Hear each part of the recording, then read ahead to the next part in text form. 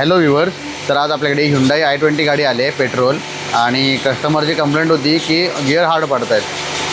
आपण ट्रायल मारली गाडी आल्यानंतर तर अजिबातच गिअर पडत नव्हते. गाडी बंद केल्यानंतर गिअर टाकायला लागत होते. तर गाडी पूर्ण चेक केली आपण. त्यामध्ये सर्वात पहिलं चेक केलं तर हा तिचा क्लच सिलेंडरची आपण एअर काढून बघितली तर एअर ओके निघाली आणि त्यानंतर असं लक्षात आलं की हा पूर्ण वीक झाला आहे. हा त्याचा एक जो बूट आहे तो फाटला होता आणि हा जो क्लच सिलेंडर आहे तो वीक झाला होता. तर तुम्हाला मी दाखवतो. आता आम्ही क्लच सिलेंडर त्याचा बदलून घेतला आहे आणि त्याची एअर कशी काढली ते दाखवतो. तर तुम्ही बघू शकता ही क्लच सिलेंडरची लोकेशन आहे. हा नवीन ओरिजिनल Hyundai कंपनीचा आपण क्लच सिलेंडर टाकला आहे. तुम्हाला त्याचा बॉक्स दाखवतो. हा पाहू शकता. त्याची किंमत 3625 रुपये आहे.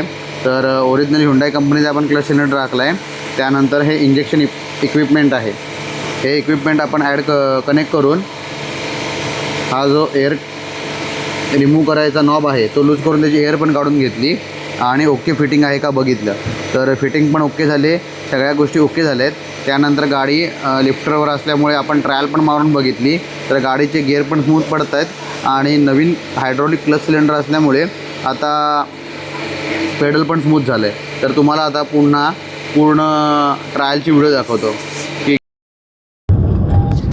तर आपण आता i20च्या ट्रायलला आलो आहे आणि तुम्हाला गिअर टाकून दाखवतो की कसे पडत आहेत ते ट्रायलला गिअर्स.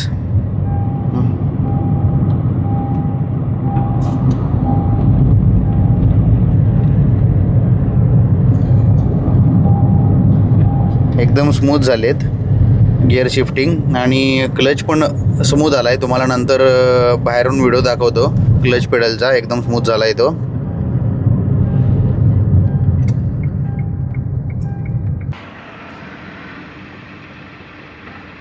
एकदम स्मूथ झाला आहे क्लच पेडल पण. काम ओकेमध्ये झालं आहे. तर तुमच्याही कारचे कोणतेही असेच मेकॅनिकल किंवा इलेक्ट्रिकल काम असल्यास एस कारची संपर्क साधा. थँक्यू.